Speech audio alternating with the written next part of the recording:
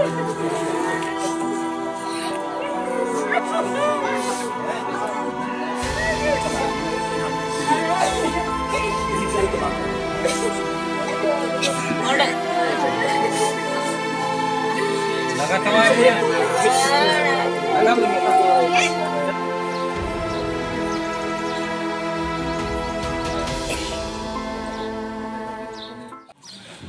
সদৌ অসম আদিবাসী ছাত্ৰ সন্থা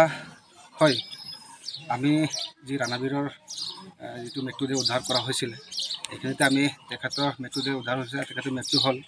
আমি সদৌ অসম আদিবাসী ছাত্ৰ সন্থা হয় আমি দুখ প্ৰকাশ কৰিছোঁ তো সঁচাকৈ আমি এইখিনি নিউজ যিটো চাইছোঁ এইখিনিতে বুজিবলৈ পাইছোঁ যিখিনি তেখেতক ৰহস্যজনক বুলি এটা শব্দ ব্যৱহাৰ কৰা হৈছে তেখেতে প্ৰথম পৰ্যায়ৰ লোকসভা নিৰ্বাচনৰ ডিউটি কৰিবলৈ গৈছিলে আৰু যিখিনি 19 তাৰিখত প্ৰথম পৰ্যায়ৰ লোকসভা ইলেকশ্যন হৈ গ'ল সেইখিনি হৈ যোৱাৰ পাছত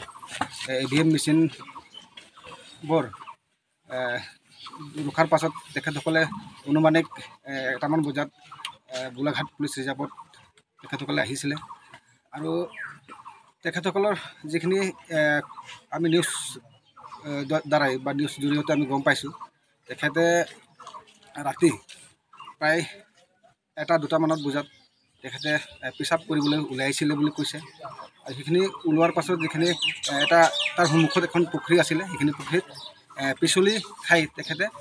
পুখুৰীত বাগৰি পৰিলে আৰু সেই পুখুৰীতে তেওঁ মৃত্যুবৰণ কৰিবলগীয়া হৈছে মই এইখিনিতে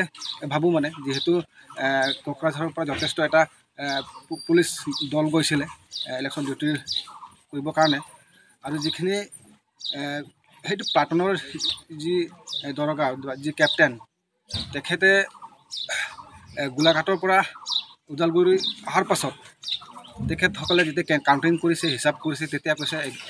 এজন আমাৰ সেনা জোৱানে মিচিং হৈছে বুলি তো আমি সেইটোত